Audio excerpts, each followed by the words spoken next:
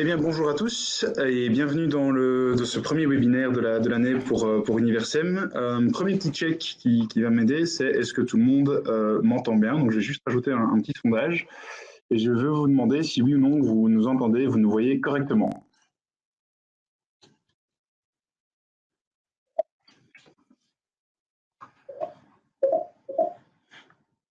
Il y en a qui vont plus vite que le sondage, c'est bien. Une audience très motivée aujourd'hui. Alors, écoutez, pour commencer, deuxième petit check, bien entendu, c'est est-ce que tout le monde voit bien l'écran? Alors, vous pouvez répondre tout de suite si vous voulez, ou vous pouvez aussi attendre que le sondage arrive, il n'y a pas de souci, ça ne prend pas très longtemps. Donc voilà, merci beaucoup de nous répondre. Et voilà, on a vu l'audience très engagée, c'est bien, c'est bien. Ok, avec tous les petits oui qu'on a reçus, ça veut dire qu'apparemment on a énormément de gens qui sont en effet présents et qui ont en effet tout ce qu'il faut pour bien suivre ce webinaire. Donc voilà, comme nous vous le disions, webinaire orienté SEO. Donc voilà, on va peut-être d'abord se présenter. Donc moi je m'appelle, quoique non, honneur aux dames. Vas-y, je t'en prie, Carole. Merci, c'est très gentil. Donc moi c'est Carole. Je suis Head of Digital of SEO chez Universem. Je suis aussi consultante en digital marketing. Je suis dans le référencement naturel depuis 2012. Et voilà, je suis tout à fait contente de vous présenter ce petit webinaire aujourd'hui. Voilà, et moi de mon côté, moi je m'appelle Hugues Villeray, je suis responsable du marketing chez Universem. Alors moi ça fait 10 ans que je roule un peu ma bosse dans le domaine du marketing, digital ou pas digital d'ailleurs, un peu dans tous les sens. J'ai travaillé notamment chez des sociétés telles que Bipost, donc l'équivalent de la Poste française, puisqu'on a quand même une audience franco-belge aujourd'hui, ça fait plaisir. Et puis j'ai travaillé aussi quelques temps chez Microsoft et chez NRB, donc des grands groupes de l'ICT, avant de me réorienter, de rejoindre les équipes d'Universem il y a à peu près un an. Et donc voilà. Alors écoutez, je vous propose de commencer ce petit webinaire. On va juste fermer la caméra pour être bien sûr, ne vous inquiétez pas, on reste bien là, mais pour être bien sûr de maintenir un niveau de bande passante suffisante. On a eu quelques couacs lors de la précédente édition et on veut éviter de réitérer cette mauvaise expérience. Donc voilà, nous sommes toujours bien là, ne vous inquiétez pas. Et nous allons gentiment donc reprendre notre présentation et avec un premier présenter qui nous sommes en tant que tel. Donc Universem, écoutez, bienvenue dans notre univers. Donc nous on est un bureau de consultance en marketing digital. On a été inauguré en 2007 dans la province de Namur, donc dans la Wallonie, donc la région wallonne. Donc 2007, ça fait déjà presque 10 ans, donc même un peu plus que 10 ans, pardon, que notre bureau de conseil existe. En 2015, nous avons ouvert de nouveaux bureaux à Bruxelles, bureaux dans lesquels nous nous trouvons aujourd'hui d'ailleurs, avec un rayonnement vers la Flandre. Et plus récemment, donc en 2017, nous avons ouvert notre premier bureau à Paris, dans l'optique de nous rapprocher de nos clients français. On a notamment Carrefour, Mobalpa, Yves Rocher, Thalys, qui sont donc des organisations françaises. Et donc, on s'est rapproché de ces clients en ouvrant notre bureau parisien. Et puis, en tant qu'agence indépendante, on a aussi été confronté à quelques limitations. On s'est vite rendu compte que les grands groupes médias profitaient d'un rayonnement relativement important. Et donc, on a initié un projet avec d'autres agences indépendantes européennes, projet qui a été largement soutenu par Google.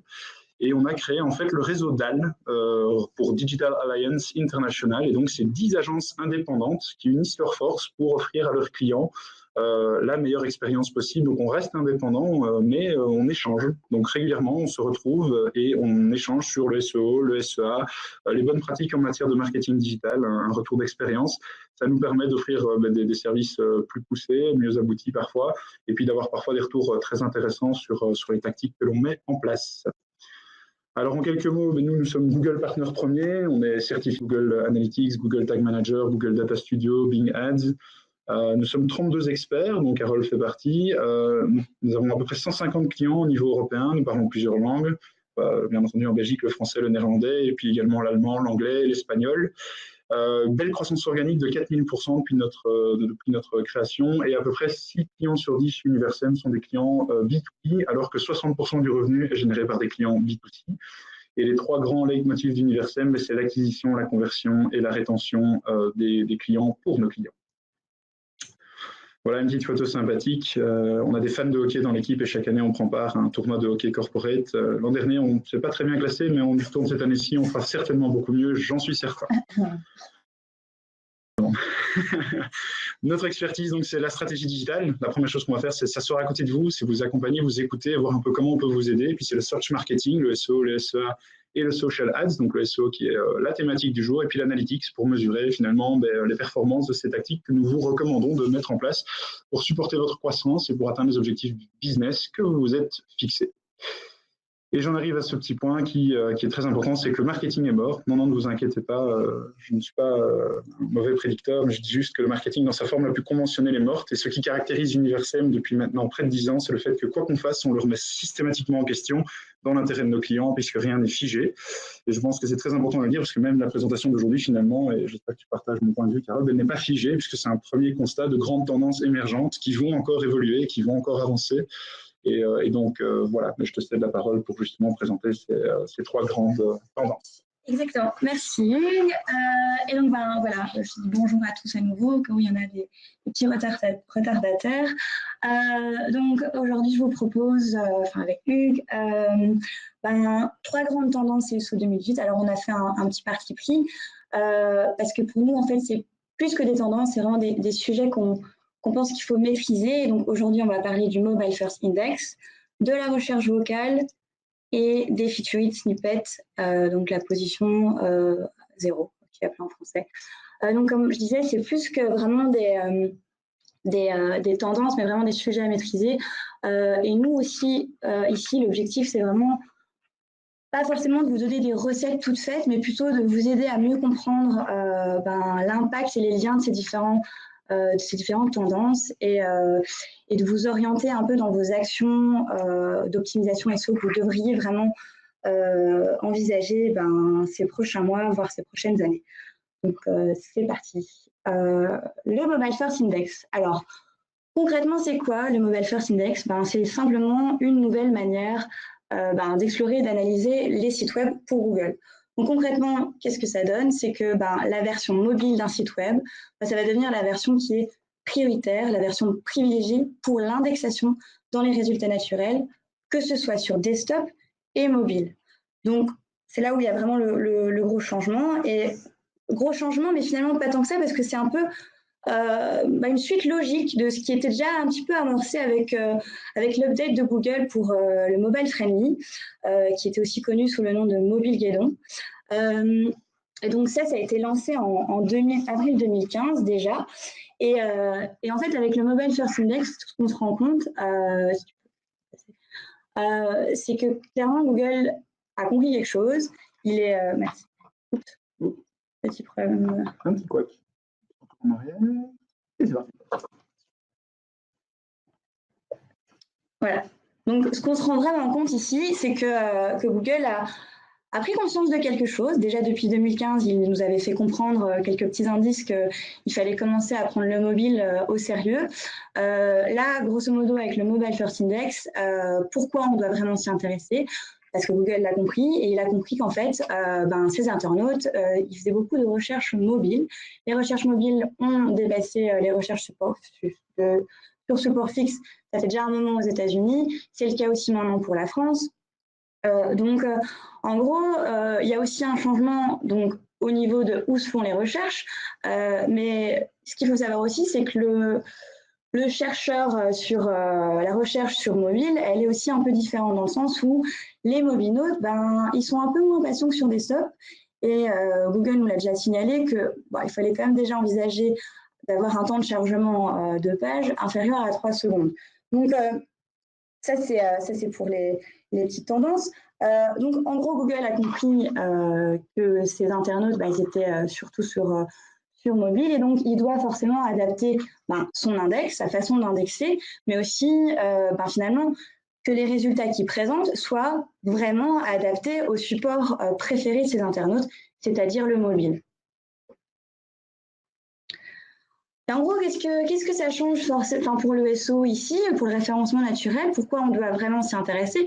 Ça veut dire que plus que jamais, et même si ça a déjà été amorcé en 2015, que le SEO va passer avant tout par un site qui est mobile friendly. Aussi, là, on parle de Mobile First Index. Faut juste aussi un petit peu faire attention aux confusions, dans le sens où il y a aussi le concept du mobile first. Le mobile first, en soi, c'est juste une manière de concevoir des sites en responsive. C'est une façon de concevoir où on va d'abord réfléchir son support pour le mobile et ensuite l'adapter aux autres supports ou aux autres formats plus grands. Donc concrètement, qu'est-ce que ça change ce Mobile First Index? D'abord, pour bien comprendre le concept, il faut surtout essayer d'avoir bien compris comment ça fonctionnait jusque maintenant. Jusque maintenant, Google, il explorait la version desktop de votre site en premier. S'il y avait une version mobile, c'était chouette parce que c'était un critère SEO qui allait booster votre positionnement sur mobile. Par contre, c'était bien le site desktop qui définissait le classement dans les moteurs de recherche, que ce soit sur mobile et desktop. Depuis plus ou moins fin 2017, et c'est toujours en cours, donc ça c'est le concept à avoir en tête, c'est que Google explore d'abord la version du site mobile en premier. S'il n'y a pas de version mobile, il regarde la version du site desktop. Bien entendu, du coup, si la version s'adapte au format mobile, c'est parfait. Mais par contre, ici, le gros changement, c'est que le site mobile va vraiment définir le classement dans les moteurs de recherche, que ce soit sur mobile, mais aussi sur desktop. Donc, c'est ça la grosse différence et le gros changement à bien capter. Là, on parle beaucoup de versions mobiles, etc. Juste un petit rappel, quand on parle de mobile, il y a 3 grosses options pour être sûr que son site s'affiche bien sur ce format. Donc, on a parlé, il y a le site Responsive Web Design, qui est le modèle recommandé par Google. Là, déjà, on a un petit indice sur ce qu'il faut essayer de faire. On a la diffusion dynamique, où là, clairement, le code HTML et CSS s'adapte et on reste sur la même URL, mais c'est juste le code HTML et CSS qui s'adapte. Et alors, on a la 3e option avec le fait d'avoir une version de site pour desktop et une version de site pour mobile. Du coup, 2 URL distinctes, 2 sites. Voilà, donc ça, c'est dans les grandes lignes les 3 grosses options. Donc, concrètement, qui parmi ces solutions sont vraiment concernées par le Mobile First Index? Il y a le site avec version mobile qui clairement est concerné par cette nouvelle façon d'explorer les sites et la diffusion dynamique. Alors, pas de panique, par quoi il faut commencer et quel réflexe il faudrait avoir dans un premier temps? C'est d'abord de se poser la question, OK, est-ce que mon site se charge rapidement? Déjà, première étape. Et ensuite, de regarder, est-ce que mon site offre une expérience utilisateur qui soit optimale, qui soit adaptée, peu importe le support. Donc, on peut déjà commencer par faire un petit test avec le fameux test mobile friendly. Bien entendu, ici, les sites responsive design sont clairement a priori déjà à l'abri de ce genre de préoccupations.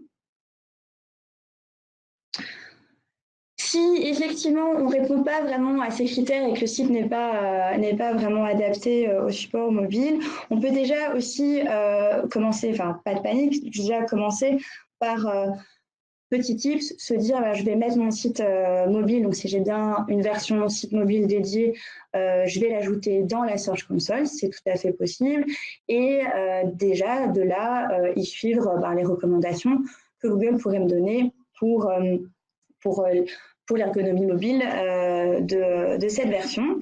Aussi, bien aller vérifier explorer comme Google les URL de mon site mobile et voir si tout se passe bien au niveau de l'exploration des robots pour ce type de contenu. Sur quoi il faut essayer de se concentrer par rapport au Mobile First Index, c'est, on l'a dit, optimiser la vitesse, ça c'est un des points qui semble vraiment crucial. Miser sur l'unicité, donc surtout quand on est dans le cas d'un site mobile, une version mobile et site desktop, ces 2 versions doivent être vraiment 100% identiques. Ça, c'est vraiment un point que vous retrouverez dans la plupart des infos qu'on a pour le moment. Donc, ça passe par le fait d'avoir des titles, les meta-titles, les petits titres qu'on retrouve sur votre site et métadescription, les données structurées, tout ça doit être à l'identique. Pareil, il n'y a pas de changement au niveau de bien placer la canonicale vers la version desktop et alternate vers la version mobile. Attention vraiment par rapport aux liens et surtout aux liens hreflang. Si je suis sur site mobile, je dois bien avoir mes hreflang qui conviennent à ça. Bien sûr, ne pas bloquer des ressources statiques à Google. Petit truc bon à savoir, c'est que les microdata restent importantes comme sur desktop. Et alors aussi, bien sûr, si on cache du contenu, attention, un contenu caché pour améliorer l'expérience utilisateur, c'est pas pénalisant, mais le contenu doit être accessible d'une façon ou d'une autre. Et alors, bien sûr, plus que jamais ici, à partir du moment où la recherche est beaucoup plus faite sur mobile et on a aussi, une façon de rechercher qui est différente, on va avoir des besoins qui sont différents. Comme le mobile-note est plutôt sur le déplacement, il se déplace, etc., on doit essayer vraiment de concevoir des pages qui sont vraiment orientées en fonction de son expérience et surtout de ses intentions de recherche. Donc, plus que jamais, aller rechercher ce que les gens ont comme intention de recherche, mais surtout aussi s'intéresser à la recherche vocale et ses différents critères pour bien se positionner en recherche vocale parce que, bien entendu, sur mobile, on a beaucoup plus tendance à rechercher de cette manière. Donc, ça nous mène tout doucement à une petite citation de notre ami.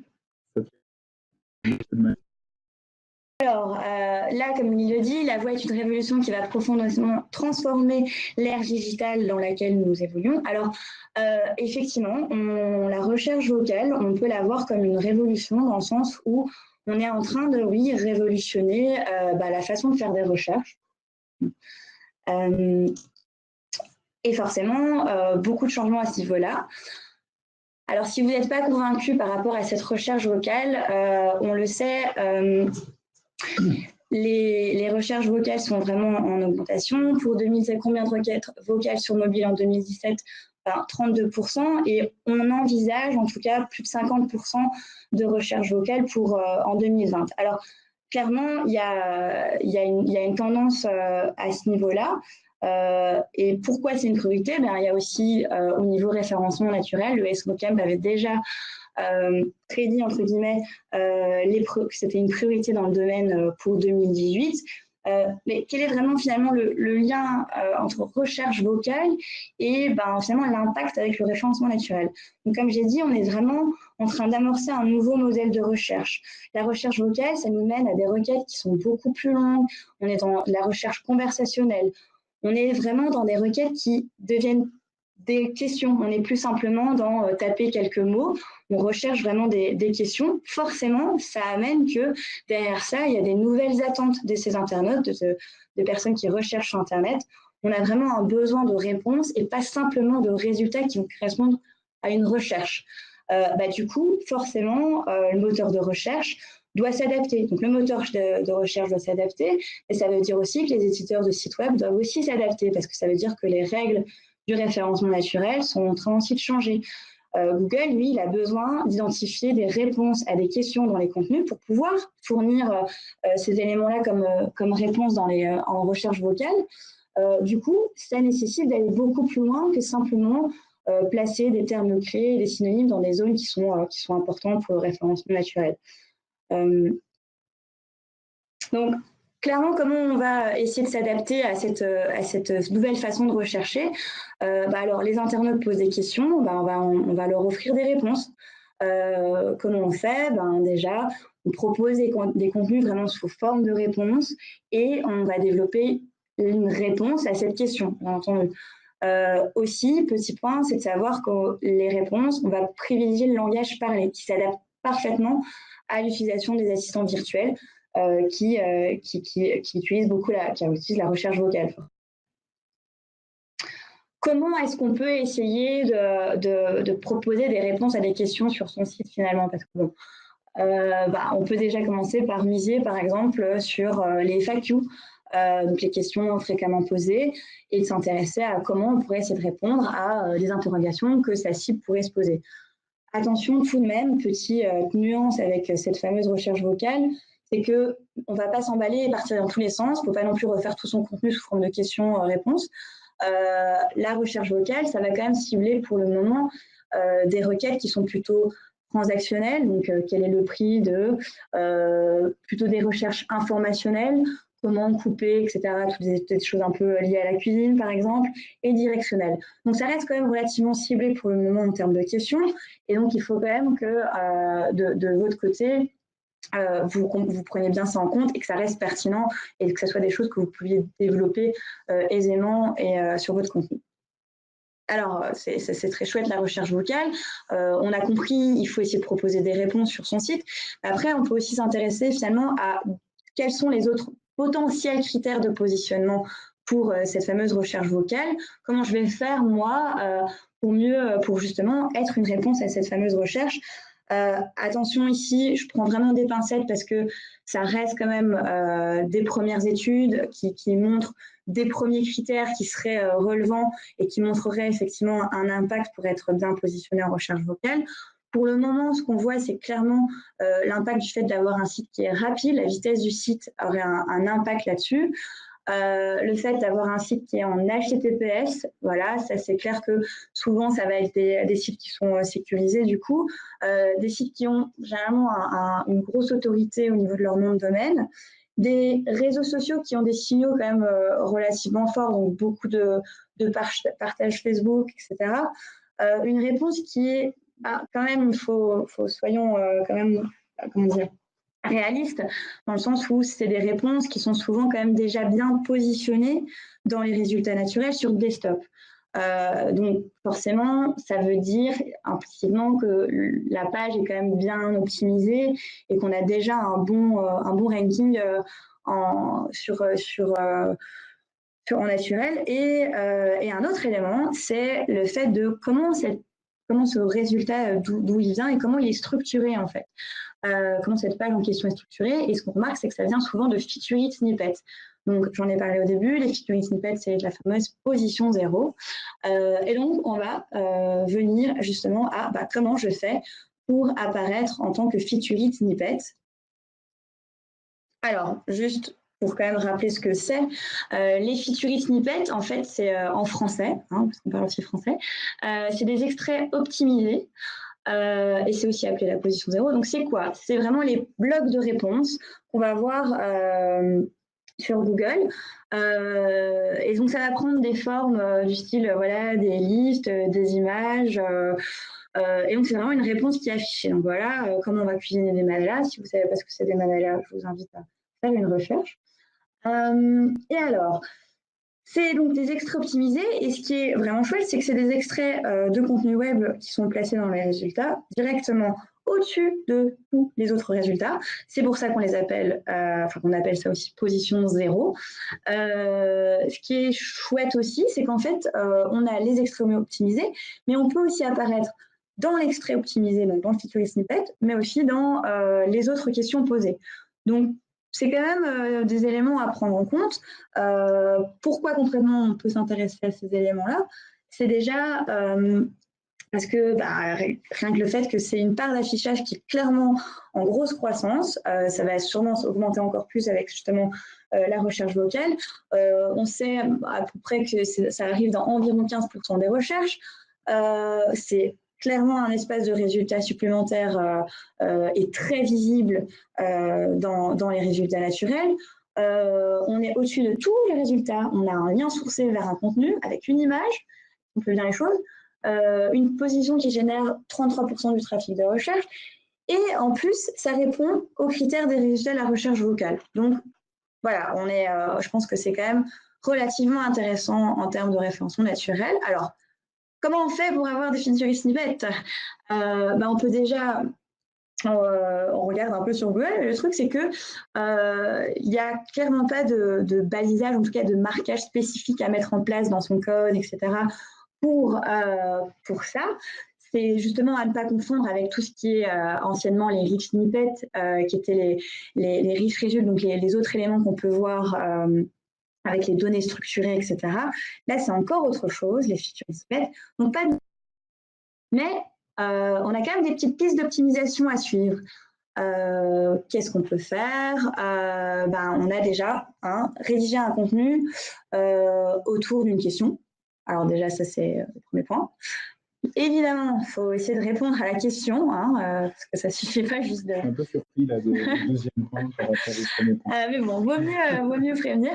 Indiquer la question et la réponse, ça veut dire dans le contenu, je dois bien clairement retrouver la question et la réponse dans le contenu. Ça peut paraître bête, mais voilà.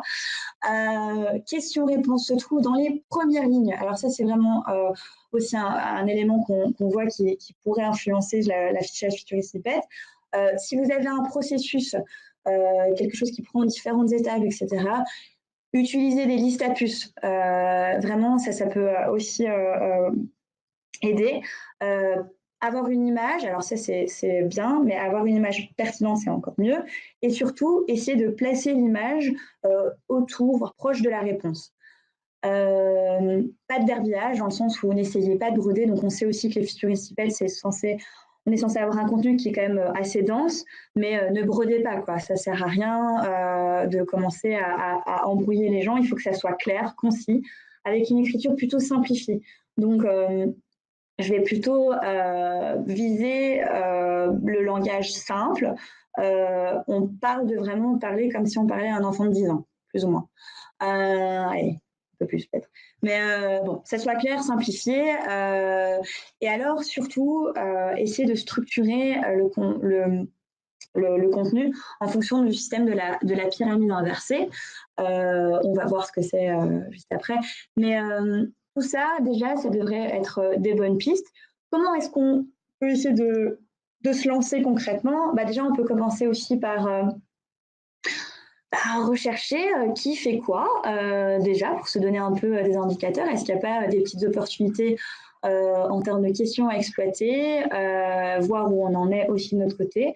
Alors, il y a clairement les outils SO qui ont aussi maintenant vu la part belle des feature snippets. Et donc, on a SEMrush qui propose d'indiquer si on a des feature snippets, le pourcentage de trafic là-dessus. La Search Console, alors pourquoi je mets la Search Console? Parce qu'on peut peut-être déjà aussi essayer de filtrer sur les questions et essayer de vérifier si sur telle question, je suis déjà bien positionnée, parce que ça peut donner déjà un indice de quel type de contenu je pourrais peut-être éventuellement retravailler pour un affichage sur feature snippet. Et Href qui permet aussi de suivre les positions zéro, par exemple, des concurrents. Ça peut donner quelques idées. Si vous n'avez toujours pas d'idée, on peut aussi essayer de trouver des questions que pourrait se poser. Donc, on a tout ce qui est, on a l'outil Answer the Public qui est déjà relativement connu pour se donner des sujets d'articles, etc., mais qui va vous proposer des différents types de questions qui peuvent être posées. Ce qu'on voit aussi qui peut être intéressant de faire, c'est faire une petite recherche sur les forums. Tiens, quelles sont les questions que les gens se posent. Aussi, la recherche interne dans Google Analytics, aussi de regarder ce qui est recherché en interne sur votre site web. Ça, c'est un bon plan aussi pour trouver des idées de contenu à développer sous format feature snippet et regarder les réseaux sociaux aussi. Quels sont les types de questions que se posent les internautes.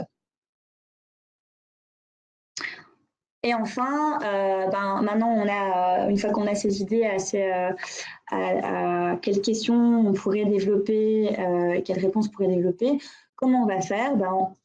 Idéalement, on préconise donc d'envisager la pyramide inversée. Donc, pour ceux qui ne connaissent pas, donc la pyramide inversée, c'est un concept de rédaction journalistique à la base, mais qui se prête très bien justement au développement d'une question. On va commencer par une accroche et un chapeau. Idéalement, ces éléments-là, ça fait une réponse en 3 lignes aux questions qui, quoi, où, quand, comment, combien, pourquoi. Tout n'est pas obligatoire, il faut que ça reste pertinent par rapport à votre question et votre réponse, évidemment. Ça permet justement d'afficher dans les premières lignes la réponse, la question de votre article. Ensuite, on va développer dans le corps justement le qui, le quoi, le où, le quand, le comment, le combien, le pourquoi. On va développer ça idéalement, on va prévoir un paragraphe pour chacune des questions. Et enfin, une conclusion, évidemment, avec, pourquoi pas, des liens vers d'autres informations, des liens sources, etc. Voilà pour concrètement comment on peut optimiser son contenu pour les featured snippets. Ça me mène tout doucement à la petite conclusion. Donc, j'espère que voilà, vous avez bien compris ces différents éléments et en quoi ils sont connectés d'une certaine manière. On a vraiment des tendances qui confirment une réelle évolution du SEO. Attention à ne pas s'affoler parce que tout ne va pas changer. Tout ne va pas changer directement. Le mobile first index, c'est en cours, mais clairement, c'est le moment de s'adapter et de voir que clairement, là, maintenant, on est dans un SEO qui est tourné support mobile. Google l'a compris, il est temps que vous le compreniez aussi. On a un SEO qui doit vraiment offrir plus que simplement des mots-clés dans des contenus, mais qui doit vraiment répondre aux intentions de recherche des internautes qui sont sur mobile. Et enfin, voilà, offrir vraiment des réponses à des interrogations qui sont de plus en plus via la recherche vocale. Voilà, donc on va encore terminer cette petite présentation avec une citation de l'inventeur du marketing, finalement, M. Kotler, qui dit que le marketing n'est pas en fait une course vers rien d'autre qu'une course en fait sans finishing line. Il n'y a pas de fin au marketing en tant que tel. Donc aujourd'hui, on n'a pas la prétention de vous dire ces trois éléments, vous devez les démarrer tout de suite. Il y en a certains qui sont plus prioritaires que d'autres. Le Mobile First Index, comme l'a très bien dit Carole, ce n'est pas une simple tendance, on le voit, on le constate, on voit que ça a un impact direct sur les référencements organiques de nos clients, de notre propre site web également d'ailleurs. On sait que c'est une réalité. D'autres éléments sont plutôt prédictifs, on sent venir des choses, on voit que Google s'y intéresse, on a même un peu cette impression que le géant de Mountain View se propose de devenir un moteur de réponse et non plus un moteur de recherche, donc vraiment un changement, mais qui s'adapte en fait à vos comportements, à nos comportements en tant qu'utilisateurs. On est tous en train de rechercher, de consommer de l'information différemment. Et donc voilà, c'était un peu l'objectif de ce petit webinaire. On est d'ailleurs tout juste dans les temps, on a un tout petit peu débordé au niveau de la présentation de 2 petites minutes. C'est vraiment de vous donner quelques cartes, quelques idées qui, nous l'espérons, vous ont bien inspiré. Si vous avez des questions, nous sommes bien entendu disponibles. On va d'ailleurs ouvrir la session de questions-réponses maintenant tout de suite. Mais voilà, on reste accessible toute l'année. Vous êtes libre de nous pinguer sur les médias sociaux, de nous envoyer un petit mail, de rentrer en contact avec notre agence et avec nos experts. Et on sera une joie de vous répondre. Bien entendu, on organisera d'autres webinaires au cours de l'année. Donc, écoutez, restez connectés, restez en contact avec l'université. Voilà, si vous avez des questions, je vous écoute. Enfin, nous vous écoutons.